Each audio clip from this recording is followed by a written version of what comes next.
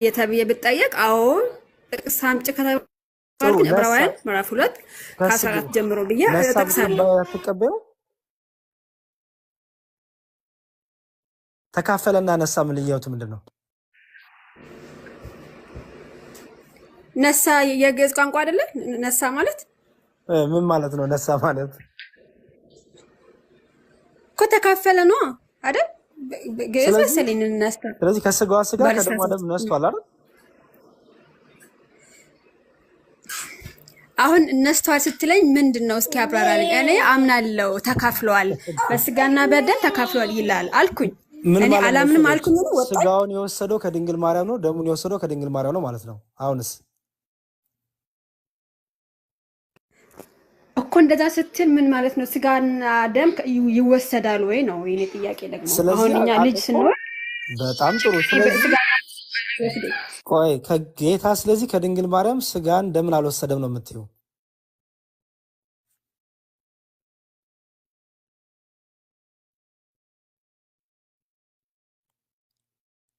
መልሽልኝ። ይቅርታ ያረዶ ድገምልኝ። እዚህ ጋር ጌታ ከድንግል ማርያም ስጋና ደም አልወሰደም ነው የምትይው? አይደለም። እኔ ዕብራውያን ምዕራፍ 2 በስጋና በደም ተካፈለ ይላል። እሱን ቃል አምነዋለሁ። ግን ልጆች ሲወለድ ተቆርሶ ልጆቼ ደምና ከኔ ደም አይቀዱ ከኔ ስጋ አይወስዱም። አንቺ የአንቺ ልጆች ባል አለሽ አንቺ። ስለዚህ ልጆች እንዴት ተወለዱ ብል ባልሽን ጨምረሽ ነው የምትነግሪኝ። መዝሙረዬ በጣም ይቅርታና ሀና ጥያቄ እያነበ ዳንኤል ይልማ ዳንኤል ደብሊቲ ምናምን የሚባል አለ እየጻፈላት እሱን እያነበበች ነው የምታወራውና ሀና አረን እያነበብኩ አይደለም። በጣም ቢዚ ነኝ ያለሁት ከልጆች ጋር ተካፍሏል ስትያል ነበር እንደ መጀመሪያ አልፈልግም ኮመንት እና ጥያቄ አንዴ ዝም ብለህ ኮመንት አልፈልግም ሚውት አርጊ አልፈልግም ከያሬድ ጋር ነው የማወራው። ሚውት አርጊ ግን ሳወራ ከያሬድ ጋር ነው የማወራው። ሚውት አርጊው አሁን በነገራችን ላይ ከታች ዳንኤል ምን ፕላንት ሳይንስ ነው እንዴ ተማርከው? እንዴት የሰው ልጅ ደምና ስጋን ከእናቱ ይወስዳል? እና ደምና ስጋን ሳይወስድ አት ሴሉላር ሌቭል የሰው ልጅ እንዴት ሰው ሊሆን ይችላል? አንዳንድ ጊዜ ነክ ስላለው አትሆንም። ብዙ ጊዜ ስለማይ ነው። አንተ በፍጹም የሐኪም ዲሲፕሊንም የለህም ሕክምናንም አልተማርክም። አረ ፕሊስ በተቻለ መጠን ፕሮቴስታንቶች ይሄን ልጅ እንድታዩት እንፈልጋለን። በደንብ ሐኪም አይደለም። ምክንያቱም እዚህ ጋር ኮሜንት ሊያሬድ እያለ ኮሜንት ሲጽፍ እያየሁ በጣም ገርሞኝ ነበር። ምንድነው ይሄ ልጅ የተማረው እያልኩ እና በተቻላችሁ መጠን ይሄ ልጅ እንዳያሰናክላችሁ። ይሄ ልጅ ሕክምናም አልተማረም አያቆምም። ከዚህ ይልቅ በዚህ ሐሳብ ዙሪያ እዚህ ጋር የምታወራው እህታችን ትሻላለች። መጀመሪያ እሺ ካለች በኋላ ልክ ኮሜንት እንትን ሲል ቀጥታ እንትን እሺ ያለችው ዳይቨርት አደረገችው። የሰው ልጅ ስጋና ደምን የሚነሳው ከማን ነው? ከእናቱ አይደል እንዴ? የሰው ልጅ ሰው የሚሆነው ከማን ነው? ሰው የሚሰራው ከምንድን ነው? ያን ስሪቱን የሚቀበለው ከማን ነው?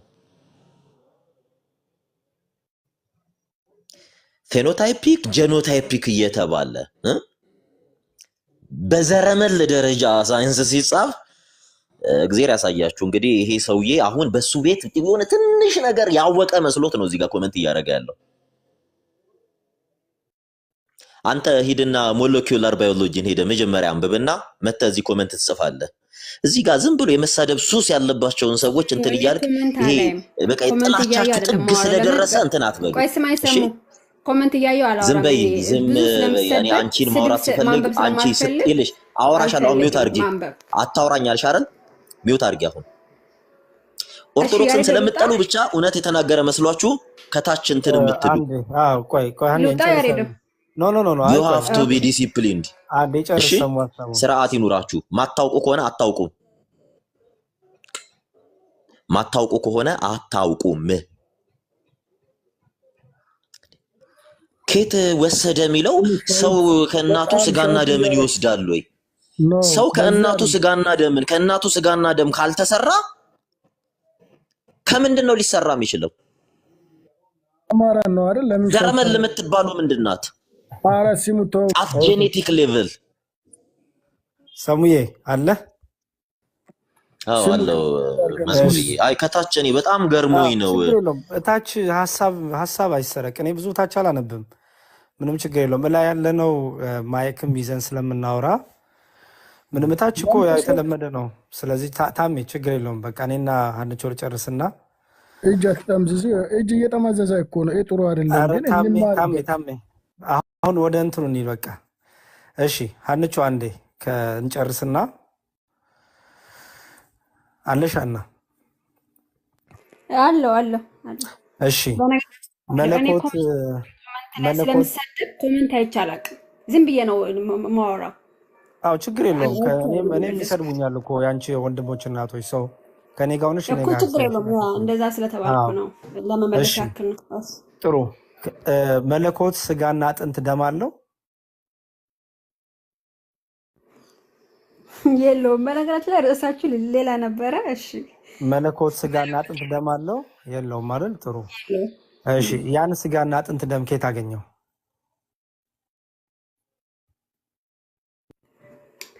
ያው ሰው አይደለ የሆነው በማርያም ማህፀን ውስጥ ዮሐንስ ወንጌል ምዕራፍ 1 ቁጥር 14 ላይ አይደል የሚለው?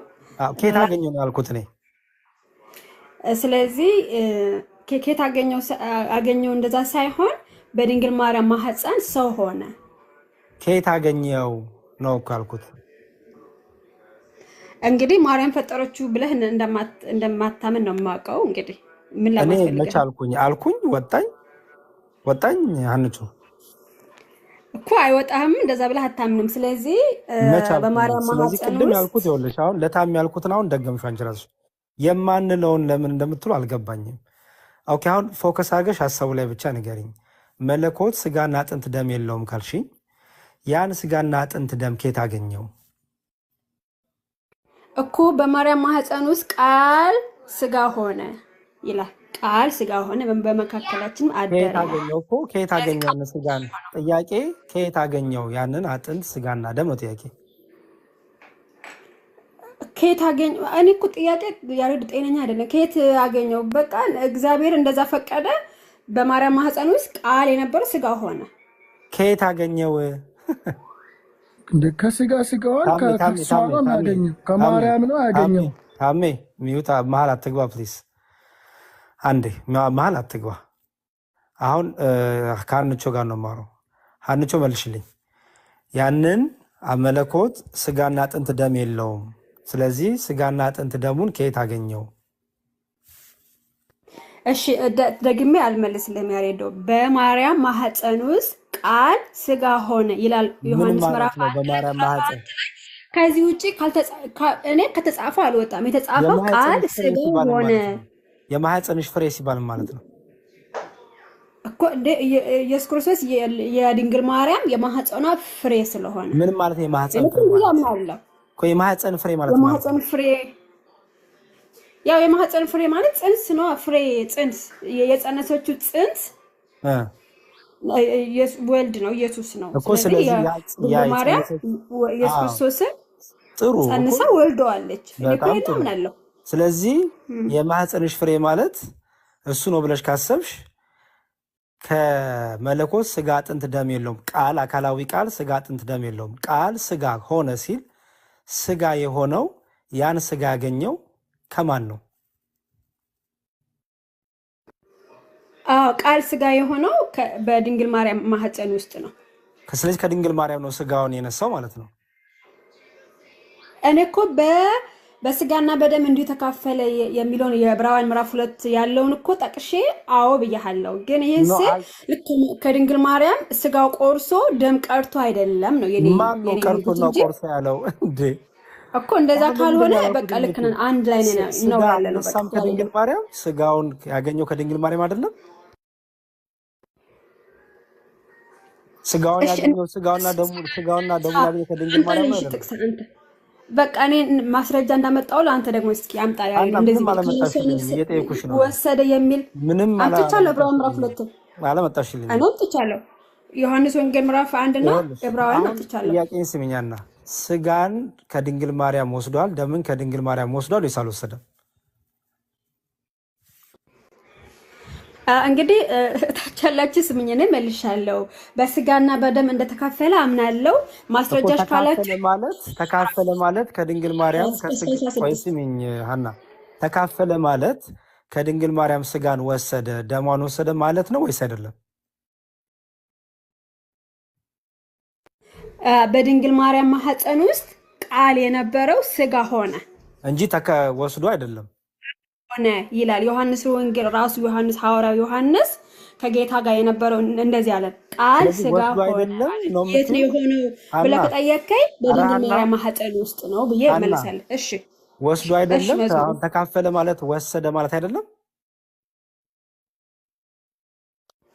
በነገራችን ላይ እንደውም ቆይ ዕብራውያን ምዕራፍ 2 ላይ ማለት ወሰደ ማለት አይደለም ወይ? ኢየሱስ ነው እንደውም ለማውራት እየፈለገው ስለ ዘር ነው። አቤት ዘር ለምሳሌ ኢየሱስ ክርስቶስ ማቴዎስ ወንጌል ዘር ነው የሰው ልጅ እንደሆነ የዳዊት ዘር እንደሆነ ነው ራሱ የሚያወራው።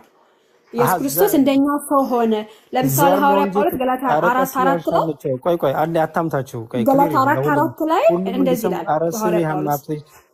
ስለዚህ ዘር ነው የተካፈለው እንጂ ስጋና ደሞን አልተካፈለም ነው የምትይው እኮ። በስጋና በደም ሲል ልክ ቅድም እንዳልኩት ከማርያም ማህፀን ስጋ እንትን ቆርሶ አይደለም ደም ቀርቶ አይደለም። ስለዚህ ኢየሱስ ክርስቶስ ሰው እንደሆነ እንደኛ ሰው እንደሆነ የአብርሃም ዘር እንደሆነ የዳዊት ዘር እንደሆነ ለመግለጽ ነው ዘር ነው የተካፈለው። ስለዚህ ስለ ዘር ነው የሚናገረው እንጂ ስጋ ቆርሶ ቀርቶ አይደለም። ዘር ነው የተካፈለው ነው የምትይው?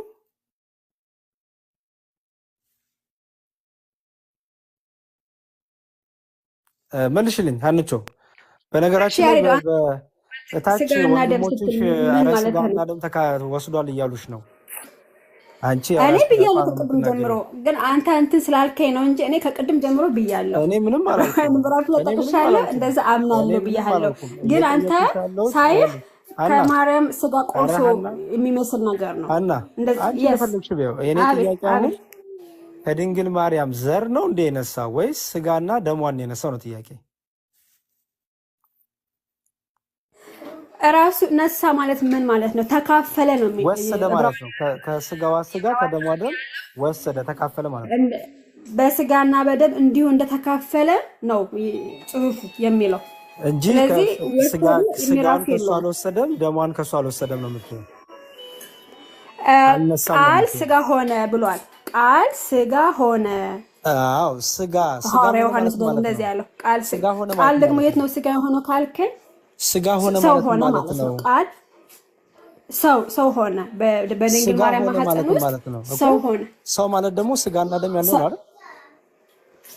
ልክ ነው። ስለዚህ ሰውነትን ያገኘው ከማን ነው? ሰው ከሆነችው ከድንግል ማርያም አይደል? ሰው የሆነው በድንግል ማርያም ማህፀን ነው እኮ። ስለዚህ ስጋውን የወሰደው ደሙን የተካፈለ የወሰደው የነሳው ከድንግል ማርያም ነው እኮ። ለምንድን ነው ግን የምንጨቃጨቀው? እኔ እኮ መጀመሪያ ስገባ አምናለሁ ብዬ እኮ ጥቅስ ያመጣሁኝ እንደው ነው። አታምኝም? ስጋውን ወሰደ ብለሽ አታምኝም? ይቅርታ ያሬዶ 2 ቁጥር 14 እና 16 ያለውን ጠቅሻለሁ። ስገባ ጀምሮ ትገባለህ። አሁን የመጨረሻ ልጠይቅሽ፣ ከድንግል ማርያም ስጋና ደም ወስዷል ወይስ አልወሰደም? ኦኬ፣ ከድንግል ማርያም ስጋ ወሰደ ስትል አንተ ከድንግል ማርያም ስጋ ቆርሶ ወይም ደም አንቺን ነው የጠየኩሻል። እኔን ተይኝ ፕሊዝ፣ እኔን ተይኝ። በስጋና በደም እንደተካፈለ ነው ያለን የዕብራውያን ጸሐፊ። ስለዚህ ያንን ቃል በቃል አምናለሁ እንጂ እንደዛ አምናለሁ። ከስጋው አነሳ ደሙ አነሳ ብለሽ አታምኚም? ተካፈለ የሚለው በስጋና በደም ተካፈለ ያለኝን ነው የማምነው። በስጋና በደም እንዲሁ ተካፈለ ይላል እንጂ ከስጋዋን አልወሰደም ደሙ ተካፈለ የሚለውን አንቺ ስጋ ከሷ ወስዷል ደም ከሷ ወስዷል ብለሽ አይደለም የምትረጂው። ያሬዶ እኔ ወለና መናገር ነገሩ ሰው ከታች እየሰማኝ ስለሆነ ችግር የለውም። እኔ ጥቅስ አምጥቻለሁ፣ አንተ ደግሞ አምጣ። እንደውም ከነፍሷ ነፍስ በወስዷል ብለሃል። እስኪ አምጣ። የት ነው እንደዛ የሚለው? ስጋና ደሙ ጋር ተስማማን? መጀመሪያ አልተስማማንም እኮ። አንቺ እኮ ዘር ነው የወሰደው እኮ እያልሽ ነው። ዘር ነው ያልኩህ ገላትያ ምዕራፍ 4 ቁጥር 4 ላይ ጳውሎስ ሐዋርያ ጳውሎስ የተናገረው ጥቅስ ነው ያመጣውልህ። ስለዚህ ዘር ነው የተካፈለው፣ ዘር ነው የወሰደው። ፖስት አድርጉልኝ። እኔ አምታታሽኝ ሀና፣ አንዴ ዘር ነው የተካፈለው ትኛለሽ፣ አንዴ ስጋና ደም ነው የተካፈለው ትኛለሽ። ሰው አልገባኝም።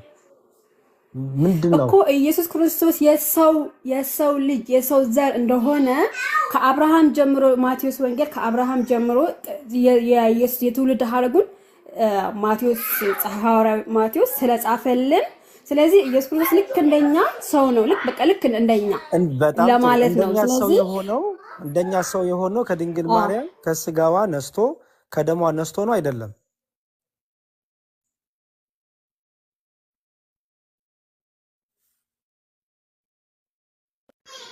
ነስቶ የሚል እስኪ ትርጉም ንገረኝ።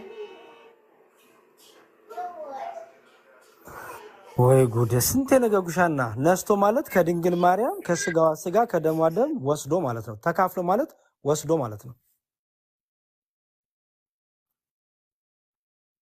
ተካፈለ የሚለው እንዴት ነው የምትረጁን? ያልገባኝ ነገር ተካፈለ ላንቺ ምንድነው? ቆይ እስቲ ተካፈለ ላንቺ ምንድነው? ለእኔ ስረዳው ተካፈለ ሳይሆን እንትን ልክ እንደ ቆቀሽ ላንብቦሽ አንዴ ተካፈለ ነው የሚለውና ተካፈለ ማለት ነው ላንቺ መካፈል ሲባልም ማለት ነው ወይም አንድ ነገር እኔ ገላታ 4 ለማንበብ ነበር ያወጣሁት። ወደዛ ልሄድ ግን ካወጣሁት አይቀር ገላታን ለማንበብ 4 በስጋና በደም ተካፈለ ብለሽ ጠቅሰሽልኛል ቅድምና ተካፈለ ሲባል ከፈለ ሲባል ማለት ነው። በስጋና በደም እንዲተካፈለ ሲል ልክ ሰው ሆነ እንደኛ እኮ ተካፈለ ሰው ነው ማለት ነው። እሱ እንደኛ ከማን ነው የተካፈለው? ከማን ነው የሚለውን ደግሞ ዮሐንስ ወንጌል ምዕራፍ 1 14 ሻሎም ስቶፕ ፕሊዝ ይቅርታ። ዮሐንስ ወንጌል ምዕራፍ 1 14 ደግሞ ቃል ስጋ ሆነ ብሏል። የት ነው ስጋ የሆነው ቃል? በድንግል ማርያም ማህፀን ውስጥ ቃል የነበረው ስጋ ሆነ። ተካፈለ ማለትም ማለት ነው ከቅድም ጀምሮ ተካፈለ።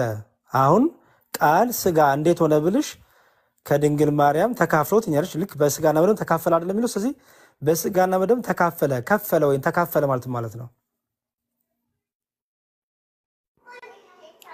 እንደኛ ሰው ሆነም ማለት ነው እኮ። ከማን የተካፈለው? ተካፈለ ከተባለ የተካፈለው አካል አለ። ከማን የተካፈለው?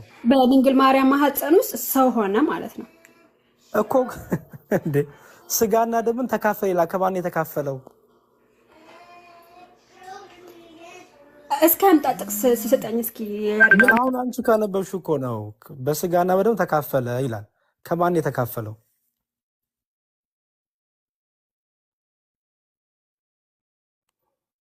ደውለውብሽ በሶጡሽ ይሻላል። ያ ውጪ ሊሉሽ ነው። እሺ ስፒሮሲ ሀሳብ ስጥ። ማርያም ላለ ማለት እንደዚሁ መከራ ማየት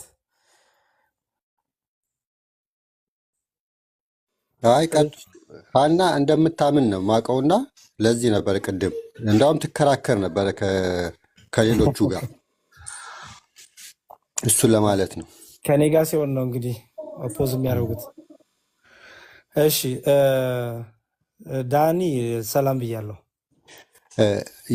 ያሬዶ ለዚህ መልስ እንትና ቅዱስ ጎርጎርዮስ ኒሳ አንድ መልሶታል ይህንን እንትን። እሺ ምናምን ኧረ ዳኒ አንድ ያለ ምክንያት ሲክሰኝ እንደውም አታውቀውና አታውራትለው። እኔ ምንድን ነው ለምንድን ነው የምለው? እናንተ ናችሁ አወራችሁ። ስለዚህ እሱ ከአንተ ጋር አንድ ያንቾ። እሺ አንድ ዳኒ ሚውታል። አዎ በቃ ችግር የለውም። በቃ ዳኒ ስላለ ከዳኒ ጋር ቀጥሎሽ ተባረኩ። ቆይ እንጂ ኦኬ ኤኒዌይስ ኦኬ እሺ ጥሩ ዳኒ። እሺ በስጋና በደም ተካፈለ ማለት ነው። በስጋና በደም ተካፈለ ማለት እንደኛ ሰው ሆነ፣ ሰውነትን ተካፈለ ማለት ነው። ለምሳሌ እዚህ ገስት ውስጥ ከማ ቋዳምጠኛ ፓርቴ ካረገ ነው የሚለው። ፓርቴ ካረገ ማለት ለምሳሌ አሁን እዚህ ውስጥ ተካፍያ ነው። ስለኛ አይደለም የጠየኩ ዳኒ ፕሊዝ። የጠየኩ ራሱ ዕብራውያን ያለው ነው። በስጋና በደም ተካፈለ ካለ ከማን የተካፈለው ስጋና ደም? አካፋይ የለም። አሁን ስማኝ፣ አካፋይ የሚባል የለም። ተካፈለ ማለት ሼር አረገ ወይም ደግሞ የዛ ፓርት ሆነ ማለት ነው። ዳኒ ቀስ በል አንድ ቀስ በል። የጠየኩ ጥያቄ በስጋና በደም ተካፈለ አይደል የሚለው? ያ ሰውነትን ተካፈለ ማለት ነው። ከማ ሰውነትን እንደኛ ከሰዎች አንዱ ሆነ ማለት ነው። ከማ ሰውነትን ከሰዎች ከኛ እንዳንዱ ሆነ ማለት ነው። ተካፈለ ማለት ነው። ከማ ምክንያቱም የማህፀንሽ ፍሬ ይላል። ስለዚህ ከማ ሰጪ የለም በዚህ ቋንቋ ላይ ከማ ተካፈለ እስካለ ድረስ የተካፈለው አካል አለ፣ ደግሞ ያ ደግሞ የተካፈለበት አለ። ስለዚህ ከማን የተካፈለው? የወሰደው ዘር ነው። ዘር ዘሩን ወስዶ እንደኛ ሰው ከማን ነው ዘርን የወሰደው? ዘርን ኦፍ ኮርስ የማርያም ዘር አለበት። ሜድ ኦፍ ውመን ስለሚል ከማን ነው የተካፈለሽ? ዘር አልከኝ። የማን ዘር? ዘር አለበት የማርያም። ምክንያቱም የሚለው ገላትያ 4:4 ላይ ሜድ ኦፍ ውመን ነው የሚለው፣ ከሴት የተሰራውን ነው የሚለው ቃል በቃል ሲተረጉሙት ከሴት የተወለደውን አሉት እንጂ ከሴት የተሰራውን ነው የሚለው ቃል ሜድ ኦፍ ውመን ነው የሚለው። አንተ ሜድ የሚለውን ነው ይዘህ የምትሄደው? እኔ ሁሉ እንደተጻፈ በግሪኩ ነው የምነግርህ ብራዘር። እና ስፒሮስ አለ አልዋሽም፣ ያርመኛል ከተሳሳትኩኝ። አዎ ገባኝ እኮ። ስለዚህ ሜድ የሚለው ቀጥታ ተርጉሞ ነው የወሰድከው? ኦፍኮርስ ላጣምም አይፈቀድልኝም የሚለው ምንድነው? አንዴ ስለዚህ ከሴት የተሰራው ማለት እኮ ምን እያልክ ነው? እስቲ ንገረኝ። ሴት ናት የሰራችሁ እያልክ ነው? ዘርን ከማርያም ወስዷል ማለት ነው። ስጋን ግን ወሰደ ያልከው እኮ ዳኒ። ሜድ ነው ያልከው፣ ተሰራ እያልክ ነው። እኔ አይደለም መጽሐፉ ነው ያለው። ገባኝ። እሱን እንደተረዳው የፈለኩ ዳኒ፣ እሱን እንደተረዳው አንዴ ዳኒ እየሰማኝ ያን እንዴት እንደተረዳው ስታብራራን ከሴት ተፈጠረ ነው ያልከው። ሜድ አይደል ያልከው? አላልኩም።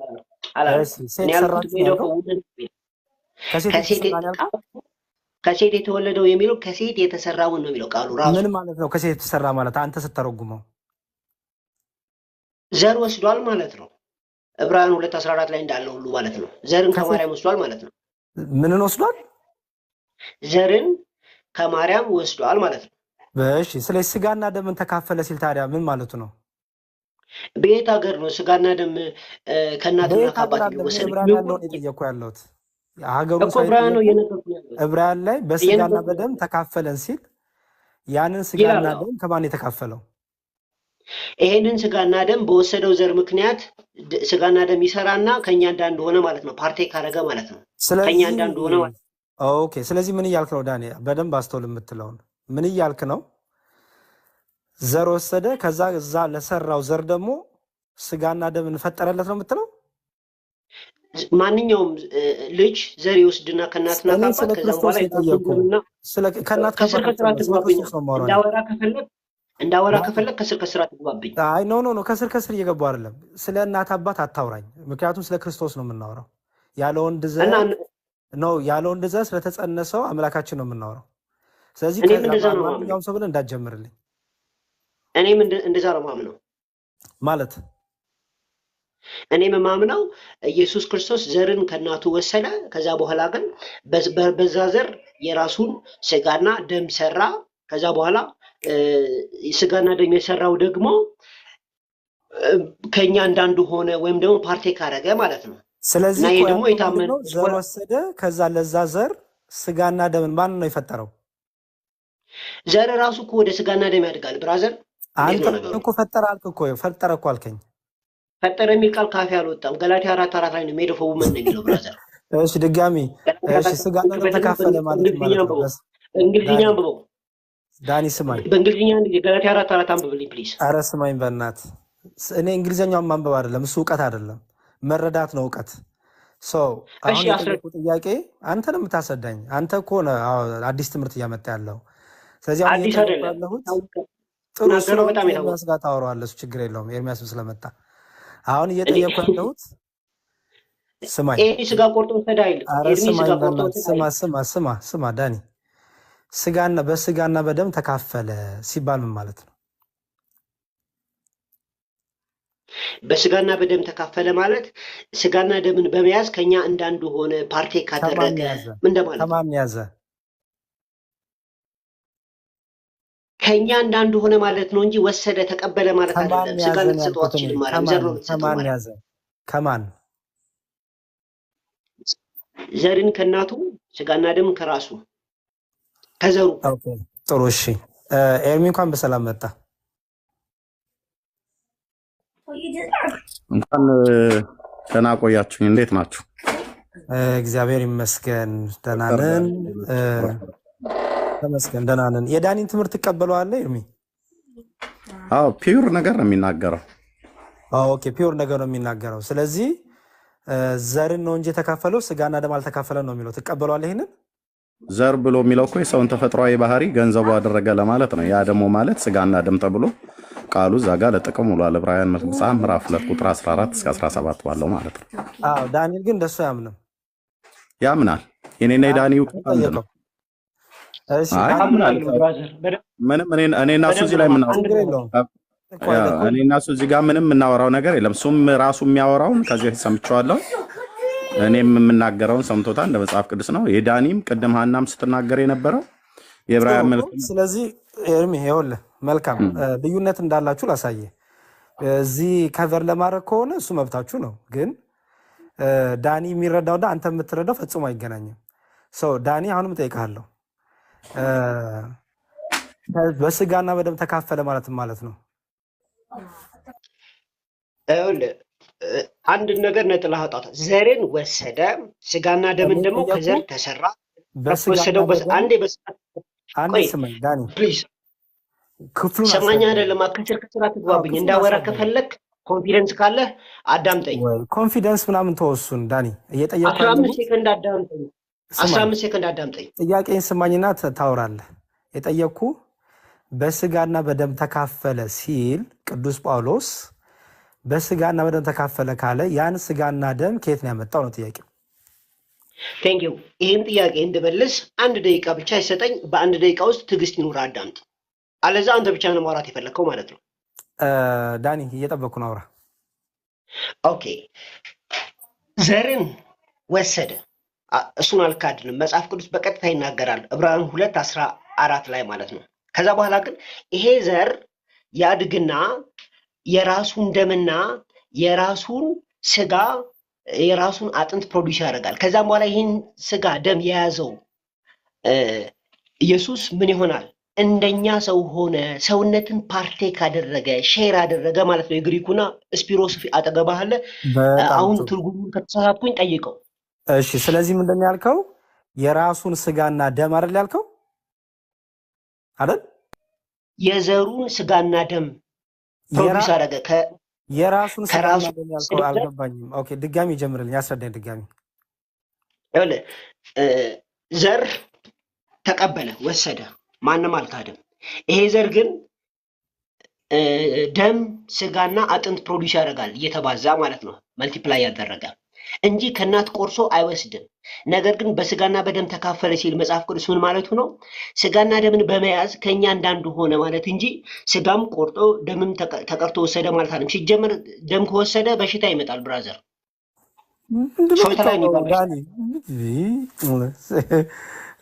ማወራው ትክክል ነው ብራዘር። ጥሩ እኔ ሳይንስን እዛው እኔ ሳይንስ ሚሳል ዳኒ ስለ ሳይንስን እና እምነትን ኤክስ እና ዋይ ክሮሞዞም እያልክ እያሰብ ከሆነ እግዚአብሔር ይርዳ። እኔ ምንም አልልህም። አሁን ምን አልክ መሰለህ? የእናትና ልጅ ደም ይገናኛል ብለህ ታምናለህ? አሁን ይኸውልህ እኔ ስለ ሳይንስ የእናትና ልጅ ደም ይገናኛል ዳኒ ገና እኔን ቆይ ያነሳው ነገር ላይ ብዙ ጥያቄ አለኝ ገና። ይኸውልህ ምን አልክ? ስጋና ደምን አልነሳም ከድንግል ማርያም አልተካፈለም፣ የወሰደው ዘርን ብቻ ነው። ዘሩ ደግሞ አልክ አደገና የራሱን ስጋና አጥንት ያዘ፣ ደም ያዘ አይደል ያልከው? ያ እንደዛ ነው የሚሆነው። ፕሮሰሱም እንደዛ ነው። ትርጉሙም ደግሞ በስጋና በደም ተካፈለ ምን ማለት ነው? እኛን መሰለ ፓርቴክ አደረገ ሰውነትን ማለት ነው። ለዚህ ጋር የራሱን ሼር እንዳደረጉት ማለት ነው። በጣም ጥሩ። ስለዚህ ከድንግል ማርያም የተካፈለው ስጋና ደም ሳይሆን ዘር ብቻ ነው እንጂ የወሰደው ከሷ ስጋና ደሙ የእሱ አይደለም እያልክ ነው። ገላትያ ነው የዕብራውያን ጻፊ ኤግዛክትሊ አሁን እንደተናገርከው ነው የጻፈው። በጣም ጥሩ። ኤርሚያስ በዚህ ትምህርት ትስማማለህ? አዎ በጣም ነው የምስማማው። በጣም እሺ። እንደዛ ከሆነ በስጋና በደም ተካፈለ ማለት ነው። ለአብራራ እየተናገረ ያለ በስጋና በደም ተካፈለ ብሎ የሚለው ቀጥታ የማርያምን ደም ከሷ የቀጥታ ያለ አይደል? የእናቱ ደም ቀጥታ ያን ደም ቀጥታ ሼር አደረገ፣ የእሷን ስጋ ሼር አደረገ ማለት ሳይሆን የሰውን ተፈጥሯዊ ባህሪ የማህፀኗ ፍሬ ነው ይታወቃል፣ በሉቃስ ወንጌል ላይ እንደሚናገረው። ያንን የማህፀኗን ፍሬ ግን ተው ልጆች አንደፍታ ያንን የማህፀኗን ፍሬ ግን እግዚአብሔር መንፈስ ቅዱስ ወደ ድንግሊቱ ማህፀን በመምጣት በመለኮታዊ ኪነ ጥበቡ ሰው እንዲሆን እንዲበጅ አድርጎታል። እንዲፈጠር ሳይሆን እንዲበጅ አድርጎታል። ራሱ ጌታ መንፈስ ቅዱስ ማለት ነው በድንግሊቱ ማህፀን ውስጥ። እንዲበጅ ማለት ነው። ይቅርታ አልገባኝም። አሁን እንዲበጅ የሚለውን ከስጋና ከደሙ ጋር እያያዘ እንዲበጅ ማለት ነው ሰው እንዲሆን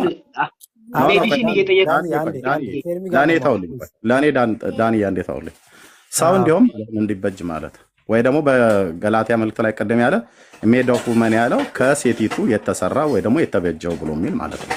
ከሴቲቱ ከተባለ ስጋና ደሙን የወሰደው ከሷ ነው ወይስ አይደለም? ዘር ነው የወሰደው፣ ዘር ነው ብሎ የሚለው። ስለዚህ አንተ የምታምነው ዘር ወስዶ ዘሩ ነው በኋላ ወደ ስጋና ደም የተለወጠ ነው የምትለው? ዘሩን ነው የወሰደው ከድንግሊቱ። አንተ የምትለው ግን አሁን እስኪ አንተን እንጠይቅህ ከድንግሊቱ አድመጣ ይሄው ነው የመለስኩልህ። ከድንግሊቱ ቆይ መቼም ያሬዶ እንደማመጣ ቆይ እንደማ አንተ እስካሁን ድረስ አዳን የምትጠይቀው አንተ ነህ አይደል? እስኪ እኔ አንድ ጥያቄ ልጠይቅህ። አንተ ከድንግሊቱ እኔ ልጨርስ ጥያቄ ነው። እንደማመጥ ያሬዶ አይሆንማ። እኔ በቤታችሁ እንደዛ ካልሆነ ብቻህን ለማውራት ፈልገሃል ማለት ነው። እኛ ጥያቄ አለኝ እኮ ነው ያልኩት እኮ ጥያቄ ነው። ጠይቀኝ፣ እሺ ጠይቀኝና ከዛ እኔ ደግሞ እንድጠይቅህ ፍቀድልኝ። እሺ ጠይቀኝ፣ ችግር የለውም። የፈለግከውን ጥያቄ ጠይቀኝ። በዚህ ትምህርት ላይ የፈለግከውን ጥያቄ ጠይቀኝ። ጥሩ። ስለዚህ ምን አልክ? ዘሯን ነው እንጂ የወሰደው። ዘሯ ደግሞ የተወሰደው ዘር ከጊዜ በኋላ ስጋና ደም ሆኖ አደገን አይደል ያልከው? ከጊዜ በኋላ ብሎ የሚል ቃል ተጠቅሜ ያለው በድንግሊቱ ማህፀን ውስጥ እንደማመጣ አንተው ጠያቂ አንተው መላሽ አትሆን ያሬዶ። እሺ አስተካክለኝ። የእግዚአብሔር መንፈስ ቅዱስ ወደ በአንቺ ላይ ይመጣል ብሏታል አይደል? መልአኩ የልዑሉ ኃይል ይጸልልሻል ብሏታል። ስለዚህ የመንፈስ ቅዱስ ወደ ድንግሊቱ መምጣት የማህፀኗን ፍሬ ወስዶ ኢየሱስ የድንግል ማርያም የማህፀኗ ፍሬ ነው። ይሄንን ዶክተር ዳኒም ዲና ያላረገም ሀናም ዲና ያላረገችውም ቅድም የማህፀኗ ፍሬ የሚለውን አሰዳኝ። ሶሪ ኤርሚ የማህፀኗ ፍሬ ነው። የማህፀን ፍሬ ማለት ምን ማለት ነው? እናቶች የማህፀን ፍሬ ያላቸው የላቸውም? እሱ ከአባት ነው። ነው እሱ ያኛው የአባት ስፐርም ነው የሚባለው። ለክርስቶስ ዘንበለ ዘርአ ብእሲ ብሎ ያለው ያለ ወንድ ዘር ዘንበለ ዘርአ ብእሲ ያለው ያለ ወንድ ዘር ነው። ከአባት የሚመጣ ከሆነ ስፐርም ነው። ከእናት ግን ዘር። ምን ማለት ነው? የማህፀንሽ ፍሬ ልጅ ማለት ነው። የማህፀንሽ ፍሬ ማለት ልጅ ማለት ነው። እሺ ዘር ማለት ነው። የማህፀን ፍሬ ብሎ የሚለው ዘር ማለት ነው። ዘሯ አይደል ልጅ የሆነው። እሺ ስለዚህ አሁን ስጋና ደም ተካፈለ የሚለውን አሁን ልክ በዚህ የማህፀን ፍሬ በሚለው አስረዳኝ። ስጋና ደም ተካፈለ ብሎ የሚለው የዕብራውያን መልእክት መጽሐፍ ምዕራፍ 2 ላይ ጠቀስኩልህ። ቃሉ ለጥቅም የዋለው የሰውን ተፈጥሯዊ ባህሪ ማለት ነው። ስጋና ደም ብሎ ለምሳሌ በአንደኛ ቆሮንቶስ መልእክት መጽሐፍ ምዕራፍ 15 በማቴዎስ ወንጌል መጽሐፍ ምዕራፍ 16 ላይ ለምሳሌ ያው የማቴዎስ ወንጌል መጽሐፍ ምዕራፍ 16 ይህንን ስጋና ደም አልገለጠልህም ብሎ ይለዋል ጌታ። ምን ማለት ነው? የሰው ዕውቀት አልገለጠልህም ነው። ስጋና ደም ብሎ የሚለው ቃሉ ለጥቅም የዋለው የዕብራውያን 12ም የማቴዎስ 16ም ሰው ብሎ የሚለውን ነው። ስለዚህ የዕብራውያን መልእክት መጽሐፍ ምዕራፍ 12 ከቁጥር 10 ጀምሮ ወይ ደግሞ ከቁጥር 11 ጀምሮ እስከ ቁጥር 16 ድረስ የአብርሃምን ዘር ይዟል ብሎ እስከሚለው ድረስ ማለት ነው። የሚቀድሰውና የሚቀደሱት ሁለቱ ከአንድ ናቸው ብሎ የሚለው ከቁጥር 10 የዕብራውያን መልእክት መጽሐፍ ማለት ነው ምዕራፍ 2 ቁጥር 10 እስከ ቁጥር 16 ላይ የአብርሃምን ዘር ይዟል ብሎ እስከሚለው ድረስ ያዛ ክፍል ላይ የተናገረው የሰውን ተፈጥሯዊ ባህሪ ተካፈለ ነው። ሲካፈል ከማን የተካፈለው? ከድንግሊቱ ነው። ያ ለድንግሊቱ ከድንግሊቱ ሲካፈል ግን ለዳዊትና ለአብርሃም የገባው የተስፋ ቃል ነው። ዳኒ ተካፈለ ስትል ምንድን ነው የተካፈለው? የሰውን ተፈጥሯዊ ባህሪ እንጂ ስጋና ደም አይደለም የተካፈለው። ሊትራሊ የማርያምን ስጋና ደም ቀጥታ አልተካፈለም። ቀጥታ ወደሷ ከሷ ወደሱ ደሟ የተካፈለው ምንድን ነው? ዘሩ የሰውን ተፈጥሯዊ ባህሪ ሰው መሆንን ማለት ነው። ስጋና ደሟን አይደለም የተካፈለው። ኔቨር የእሷን ስጋና ደም ቃል በቃል የእሷ ስጋ ቀጥታ ወደሱ የእሷ ደም ቀጥታ ወደሱ አልተካፈለም። እንደዚህ ብሎ የሚልም ትምህርት በኦርቶዶክስም የለም፣ በእኛም በወንጌላውያን አማኞችም የለም። ካለም ኑፋቄ ነው። ያው ታምረ ማርያም ላይ የሚለው ማለት ነው። ከልጇ ጎን በፈሰሰ ደሟ ብሎ የሚል ታምረ ማርያም ላይ ኑፋቄ ነው። ያው እዚህ ላይ ሆነ አይዞህ መጽሐፍ ቅዱስ ላይ ሆነና አንጨርስ። ኧረ ይኸው ታምረ ማርያም እኮ ከልጇ ጎን በፈሰሰ ደሟ ይላል ያሬዱ። ግድ የለም ተረጋግተን እናውራ። የእግዚአብሔርን ቃል አይደል የምናወራው? በቃ የእግዚአብሔርን ቃል አይደል የምናወራው? የዕብራውያንን ነገርኩህ ግን አልጨረስንም ገና ነን። ቆይ እሺ እንደማመጣ ያሬዶ አንተ ብቻ ነህ ጠያቂ የምትሆነው። ሁለት ጥያቄ ጠይቀህ ሁለት ጥያቄ መለስ ነው የምታወራው ነገር ሁሉ እኔ ላይ ጥያቄ የፈጠረብኝ አንተና ያሬዶ በዚህ ትምህርት ላይ ያሬዶ ልብ ብለህ እንደማመጣው ጥያቄ አለኝ እኔ የተናገርከው ላይ እኔ አስጠይቀኝ አላልኩም። ግድ የለም ከዚህ በኋላ 10 ጥያቄ አስጨርሳለሁ። ልብ ብለህ ስማኝ ግን ያሬዶ ቆይ ስማኝ አንተ የፈለግኸው እኔ ጥያቄ አትጠይቀኝ አላልኩም። እንድጠይቀኝ ግን አንዴ ስማኝ። ጠይቀኝ። እኔ አልጠይቀም ስትናገር እኮ ሰማሁህ። አልጠይቀም ያሬድ እንደማመጥ እኔ አዳምጠኝ ኤርሚ። እኔ እናንተ ነን የምናወራው አይደል? እኔ እናንተ ነን አይደል የምናወራው? አወራህ እኮ ኤርሚ። ይኸውልህ ቆይ ስማኝ። ኦኬ እኔ እናንተ ነን። እኔ አትፍራ። ጥያቄ ልጠይቅህ እኮ አላልኩም። በዚህ ትምህርት ላይ አልጠይቅም። ችግር የለም አልጠይቅም። አንተ ጠይቀኝ፣ እኔ መልስ እሰጥሃለሁ። ሁለታችንም ስለምንተዋወቅ ፈራኸኝ ፈራ እሱ ይቅር። አንተም አትፈራኝም እኔም አልፈራህም። እሱን ፍታው ነው መጣን እኮ ህፃን ኦኬ እኔ አሁን ጥያቄ እኮ እንድጠይቀኝ አንድ ስማኝ። ይኸውልህ አንተስ መለስክልኝ እኮ ዝም ብዬ አዳመጥኩ። ኦኬ በቃ እንግዳው እንደዚህ ከሆነ ጥያቄ ለመጠየቅም አልፈለክም። ወንድሜ ትጠይቃለህ፣ ግን ለምን ስርዓት አትይዝም? ለምን ቀስ ብለህ አታወራም? ኦኬ ስለዚህ ነው የሰው ልጅ አይደለህ እንዴ አንተ? እያልክ እንዴት ነው አንተ ሰው የምትሰማው? ኦኬ ያሬዶ ችግር የለውም። ተረጋግተህ ሚውት አድርግ፣ ጠይቅ። አትጩ፣ እኩል ከሰው እኩል አትጩ። በጮክ ልክ የምታውቅ እንዳይመስልህ ያሬዶ። ችግር የለውም። ኤርሚ ያው ምን ታደርግ መሰለህ እሰጥሃለሁ። ልክ አሁን የቅድሙ ከድንግል ማርያም ያልከውን ያልገባኝ ነገር ስላለ እሱን አስረዳኝ። ከዛ ጠይቀኛለህ። እኔ ችግር የለብኝም። እኔ እኮ ጠይቀኝ ነው ያልኩህ፣ ልጠይቅህ አላልኩም። አንተ ግን ለምን እድል ለመስጠት እኔ ከዚህ በኋላ ከፈለክ እምልልሃለሁ እንዳልጠይቅህ ማለት ነው። አንተ ግን ይኸውልህ አድመጠኝ ብራዘር፣ ያሬዶ እንደዚህ እኮ አይደለም። እንደማመጥ አንተ እዚህ ትምህርት ላይ አድመጥ፣ ግድ የለም አንተ ስለፈራህ ትችላለህ። አንተ ለምጠይቀኝ ጥያቄ እዚህ ትምህርት ላይ ለምጠይቀኝ ጥያቄ 15 ጥያቄ ጠይቀኝ እመልስልሃለሁ። ባለፈው ለዳኒ ጥያቄ ነበረኝ እኔ አንዴ ቆይ አንዴ ኤርሚ ይኸውልህ ፕሊዝ፣ ይሄ ስለፈራው የሚለውን ተወው። እኔ እንኳን ካፌ እስካሁን ስለፈራኝ ብዬ አልወጣም። ምክንያቱም በጣም ህፃንነት ስለሆነ እንደሱ አይነት ጨዋታ አይቅርብን። አንተም አትፈራም እኔም አልፈራም። ምንም ያስፈራ ነገር የለም። እግዚአብሔርን ብቻ ነው የምንፈራው። ሰው ስለፈራኝ የሚለውን ይቅር። እውነት ሰው ይታዘባል። ኤርሚ ተወው፣ እሱ ይቅርብን። አሁን ይልቅ ምን እናድርገው መሰለ እናውራ። ተወው፣ ይሄ ስለፈራኝ ምናምን የሚለው እሱ አይጠቅመንም። እሱ ህፃን እያለን እቃቃ ጨዋታ ላይ ጨረስ ነው እሱ። ኦኬ አሁን ቅድም ምን ብለሃል?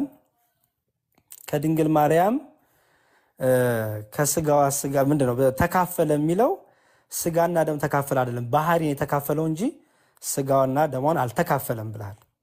የተካፈለው ባህሪ ነው እንጂ ስጋና ደሟን አልተካፈለም ብለሃል። ሰው ቅዱስ ጳውሎስ ስጋና ደም ተካፈለን ያለው ስጋና ደም ተካፈለ ካለ አንተ ባህሪ ብቻ ነው እንጂ ስጋና ደም አልተካፈለም ያልክበትን አስረዳኝ። ይህን አስረዳኝና ትጠይቀኛለህ። ይኸው ጨረስኩ። ሚዩት ነው ኤርሚ። እሺ ኦኬ። አንደኛ ያልኩትን በጥንቃቄ ሰማ። ሪካርድም እየተደረገ ስለሆነ ማለት ነው። ያላልኩትን ቃል ችግር ነው። እሺ እኔ ባህሪ ብቻ አላልኩም፣ የሰውን ተፈጥሯዊ ባህሪ ነው ያልኩት። የሰው ተፈጥሯዊ ባህሪን ነው የተካፈለው ነው ያልኩት መጽሐፍ ቅዱስ ላይ። ስለዚህ እኔ ተደማምጠን የምናወራ ከሆነ እንማማራለን። ካልሆነ ግን የምጠይቀኝ ጥያቄ ካለ ከፈለክ 15 ጥያቄ ጠይቀኝ። በዚህ በነገረ ክርስቶስ ላይ ለእያንዳንዱ መልሼልህ። ባለፈው ስለ መላእክት ጠይቀኝ፣ እኔ እንዳልጠይቅ ሁሉ አሁንም እዚህ ጉዳይ ላይ ላልጠይቅህ ቃል እገባላለሁ። ለምጠይቀኝ ጥያቄ ግን የተደላደለ መልስ አለኝ። ያልኩት ይሄንን ነው። በስጋና በደም ተካፈለ ብሎ የሚለው ቃል የሰውን ተፈጥሯዊ ባህሪ ገንዘቡ አደረገ ብሎ የሚለው ነው። ይሄንን ሲያደርግ ግን ያደረገው ከማን ነው? ለአብርሃም ለአባታችን ተው ኤፍራቴ ጆኒ ስቶፕ ሶሪ ለአብርሃም በገባው የተስፋ ቃል መሰረት በዘፍጥረት 22:18 ላይ የተናገረው ማለት ነው። በዘርህ የምድር አሕዛብ ይባረካሉ ብሎ ያለው ለያዕቆብም በኋላ ላይ የገባለት ቃል፣ እንደዚሁም ለብላቴናው ለዳዊት በመዝሙር 132:11 ላይ በገባው የተስፋ ቃል መሰረት ከወገብ ፍሬ በዙፋን አስቀምጣለሁ ብሎ ያለው ለነዚህ ለሁለት አባቶች ወይ ደግሞ ያዕቆብን ከጨመርን ተመሳሳይ ቃል ነው። ለአብርሃም የተናገረው ነው ለያዕቆብ የተናገረው። ለነዚህ ለሶስት አባቶች የተናገረው ግን አብርሃምንና ዳዊትን ብቻ ማቴዎስ ስለሚጠቅስ ለያዕቆብ ለአብርሃም የተናገረው ስለተናገረው ለተወው። ለሁለቱ አባቶች የተነገረውን የተስፋ ቃል እግዚአብሔር ሲያጸናው ያደረገው ደግሞ ያንን ቃልም ደግሞ ወደ ምድር መጥቶ አካላዊ ቃል ማለት ነው። ንግረተ ቃል አይደለም፣ አካላዊ ቃል ጌታችን ኢየሱስ ክርስቶስ ወደ ምድር ሲመጣ ስጋን አዘጋጀህልኝ ብሎ የሚል ቃል ብሉይ ኪዳን ላይ ዳዊት የተጠቀመውን እኛ መናፍቃኑ ኦንሊ ጂሰስ የሚጠቀሙትን አንጠቀምም። ስጋን አዘጋጀህልኝ ይላል፣ ልክ ነው። ግን ከየት ነው የተዘጋጀለት ነው? ይሄ ኦርቶዶክስ ተዋሕዶ ቤተክርስቲያን የምታምነው እኛ የምናምነው ነው። ከየት ነው የተዘጋጀለት? ከድንግሊቱ ነው የተዘጋጀለት። ስጋን ሲያዘጋጅለት ስጋ መዘጋጀት ብሎ የሚለው ምንን አንስቶ? ዘርን ማለት ነው። ዘር የማህፀኗ ፍሬ ስለሆነ ያንን መንፈስ ቅዱስ ሰው እንዲሆን ክርስቶስ ሰው ሆኖ እንዲወለድ ከድንግሊቱ አድርጓል። ዝም ብሎ በደረቅ መሬት እንደሚባለው እንደዛ አይነትን ትርጓሜ እኔ አልቀበልም አላቅም። ጌታችን ኢየሱስ ክርስቶስ የቅድስት ድንግል ማርያም የማህፀኗ ፍሬ ነው። የማህፀኗ ፍሬ ነው ማለት የማህፀኗ ፍሬ አኮረተች፣ ያዘች፣ አፈራች ተብሎ ይተረጎማል። አለቃ ኪዳነ ወልድ ክፍሌ እንደዛም ብለው ተርጉመውታል። ስለዚህ ክርስቶስ ኢየሱስ ከቅድስት ድንግል ማርያም ግን የራሷ ደም አለ፣ የራሷ ደግሞ ስጋ አለ። ያ ስጋ እየተበጨቀ ወደሷ ሄዷል፣ ያ ደም ቀጥታ ወደሱም ሄዷል ብሎ የሚል ትምህርት በኦርቶዶክስም የለም፣ በወንጌላውያን አማኞችም የለም፣ በካቶሊካውያንም የለም። ስላሴ አማንያን በተባሉት በስጋና በደም ተካፈለ ብሎ የሚለው ቀጥታ የማርያምን ደም ወደሱ ሄዷል፣ ወደሱ ተካፍሏል፣ ደም ስጋዋም ወደሱ ሄዷል ብሎ የሚል ትምህርት የለም።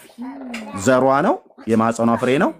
እግዚአብሔር መንፈስ ቅዱስ በመለኮታዊ ኪነ ጥበብ ከድንግሊቱ ማህፀን የተገኘውን ፍሬ ያንን ጌታ ሰው ሆኖ እንዲወለድ አድርጎታል ማለት ነው። በጣም ጥሩ። እሺ፣ ስለዚህ አሁን የመጨረሻ ጥያቄ ጠይቅና ከዛ ያንተ ዕድል ይሆናል ማለት ነው። ጥሩ። ምን አልክ? ተፈጥሯዊ ባህሪን የተካፈለው አልክ። ስጋና ደምን ሳይካፈል ያን ተፈጥሯዊ ባህሪ ወይም የሰውን ተፈጥሮ ባህሪ ሊይዝ ይችላል?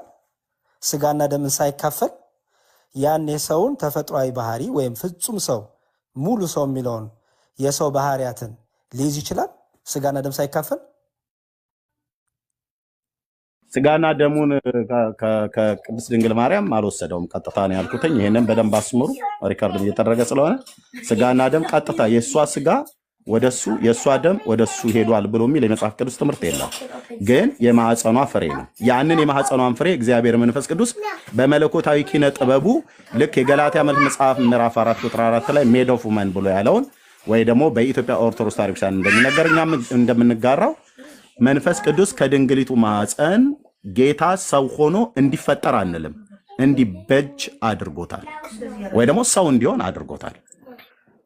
ጥያቄ ገብቷል። ጥያቄ ጠየቅኩ። ምን አልክ? ከሷ የወሰደው የሰውን ተፈጥሮ ባህሪ ነው አልከኝ። ኦኬ፣ የሰው ተፈጥሮ ባህሪ ደግሞ ስጋና ደምን ካልተካፈለ ስጋና ደሟን ካልወሰደ ተፈጥሯዊ ባህሪ ከየት ነው የሚመጣው? የሰው ተፈጥሮ ወይም ሰው የሚባለው ተፈጥሯዊ ባህሪ ከሷ ስጋና ደም ካልተወሰደ ከየት ነው የሚመጣው? እሺ፣ አሁንም እንግዲህ ቀደም መልሻለሁ፣ አሁንም መልሻለሁ። አሁን ለሶስተኛ ጊዜ ነው የምጠይቀኝ። አሁን አንተ የፈለግከው ከማርያም ቀጥታ ደሟን ተካፍሏል ብሎ የሚል እንድልህ ነው የፈለግከው። እሱ ደግሞ መቼም አልለውም። ምክንያቱም ያልከውን አስረዳኝ። ለአንተ ብዬ ሳይሆን መጽሐፉ ስለማይል ማለት ነው። የሰውን ተፈጥሯዊ ባህሪ ነው ባህሪ ብቻ ብለህ እንዳትል ያልኩት ይሄን ነው። የሰውን ተፈጥሯዊ ባህሪ ገንዘቡ ሲያደርግ ተፈጥሮ ባህሪ በስጋና ደም ሳይከፈል ገንዘብ ማድረግ ይቻላል? በስጋና በደም ተካፈለ ብሎ የሚል ዘሯ እኮ ስላለ ነው የማህፀኗ ፍሬ የሆነው ማለት ነው እኮ። ከንፋስ ላይ አይደለም እኮ መንፈስ ቅዱስ ያበጀው። ተፈጥሮ ባህሪን የተካፈለው ስላለ የሰው ተፈጥሮ ባህሪ የጌታችን የኢየሱስ ክርስቶስ ስጋ በማህፀኗ ውስጥ ሲበጅ ወይ ደግሞ ሜድ ኦፍ ውመን ብሎ ወይ ደግሞ ሲሰራ ሜድ ብሎ የሚለው መሰራት ብሎ የሚለው ማለት ነው። መፈጠር ብሎ የሚለውን ቃል እኛ እንጠቀምም፣ ኦርቶዶክስም ጭምር አትጠቀመው። ሲበጅ የተበጀው ወይ ደግሞ የተሰራው ከእግዚአብሔር መንፈስ ቅዱስ መለኮታዊ ኪነ ጥበብ ነው። ምን አልከኝ ቅድም? ይኸውልህ ኤርሚ፣ አሁን ሁለት ነገር የሚምታታ ነገር ተናገርክ። ምንም የተምታታ ነገር እኔ ጋር ይሄ ትምህርት ኦርቶዶክስ የሆነ ካቶሊክ ጴንጤኑ እኔ በዚህ ትምህርት ኦርቶዶክስ ካቶሊክንም ጴንጤንም ጥጋ ሲዤ የማስተምር ሰው ነኝ። ንጹህ ትምህርት እሱ ምንም አይሰራልንም ኤርሚ። ጥግም ኮር አንተ የፈለከው የቃላት ስህተት ከሐና አፍ ስትፈልግ አይቻለሁ። ያሬዶ የቃላት ስህተት ከሀና አፍ ስትፈልግ አይቻለሁ። ከዶክተር ዳንኤል ስትፈልግ አይቻለሁ። ከኔ አፍ ግን ለዘላለም አታገኝም፣ ከእነሱም አፍ አላገኝም። አንዱ ጥያቄ ሶስት የመልሻለሁ አለ። ይኸው እሰማለሁ። በቃ ሚዩት አድርጌ እሰማለሁ። ምን ሆነሃል? ይኸውልህ ይሄ ኮርነር አስይዤ እሱ ምንም አይጠቅመንም። ኤርሚ ፕሊዝ፣ ይሄ ኢጎ ምንም አይሰራልንም። ቶ በቃ እሱንና ዝም ብለን ቃሉ ላይ ብቻ ፎከስ እናርግ። ኦኬ ሰው ምን አልክ? የሰውን ተፈጥሯዊ ባህሪ ነው የወሰደው ከእርሱ አልክ። የሰውን ተፈጥሯዊ ባህሪ ከወሰደ ሰው ደግሞ በስጋና በደም ያለ ስለሆነ ሰው የሚባለው ያን ተፈጥሯዊ ባህሪ ከስጋዋ ሳይካፈል፣ ለምሳሌ ፍጹም ሰው ሆነ ስትል ስጋው ከየት መጥቶ ነው? ሰው ሙሉ ሰው እኮ እያልከው ነው። ሙሉ ሰው ካልከው ፍጹም ሰው ነው ካልከው፣ ፍጹም ሰው ፍጹም አምላክ ካልከው ሰው ነው ከተባለ ጌታ የሰው ተፈጥሯዊ ባህሪ ያለው ካልከው ያን ተፈጥሯዊ ባህሪ ከሰው ስጋና ደም ካልወሰደ ካልተካፈለ እንዴት እኛን ይመስላል? እሺ እንግዲህ ለቃል ታማኝ እንደምትሆን ተስፋ አደርጋለሁ። ያሬድ አንድ ጥያቄ ብቻ እንድጠይቅህ ፍቀድልኝ። ሌላ አልጠይቅህም። አንድ ጥያቄ ጠይቀኝና ከዛ ጥያቄህን ትቀጥላለህ። እስካሁን ስጠይቅ ነበረ፣ ደጋግመህ ጠይቀኝ። መልስ የለም ኤርሚ። ሶስት ጊዜ መልሼልሃለሁ። ሶስት ጊዜ የጠየቀኝን ጥያቄ ሶስት ጊዜ መልሼልሃለሁ። 1400 ሰው እየሰማ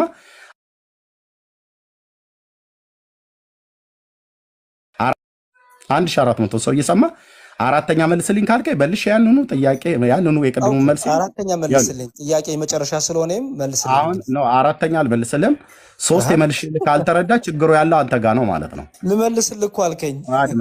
አድመጠኝ ያሬዶ፣ አንድ ጥያቄ እንድጠይቅህ ፍቀድልኝና በዚሁ ትምህርት ላይ ከዛ የምጠይቀው ጥያቄ ጠይቀኛል። ጨረስኩ እኔ ጥያቄዎችን በዛው ይሄን መልስልኝና ሶስቴ ስለመለስኩልህ አልመልስልህም ያሬዶ። አንድ ሶሎሞን ፕሊዝ ሚውት አድርግልን። ኦኬ ሶስቴ መልሼልሃለሁ። እኔ አንድ ጥያቄ ልጠይቅህና ከዛ ከፈለግ በሁለተኛ ዙር የፈለግከውን ጥያቄ ጠይቀኝ በዚሁ ትምህርት ላይ ማለት ነው። የምጠይቅህ ጥያቄ አንድ ጥያቄ ፍቀድልኝ። አንድ ጥያቄ ጠይቀኛለህ አንተ።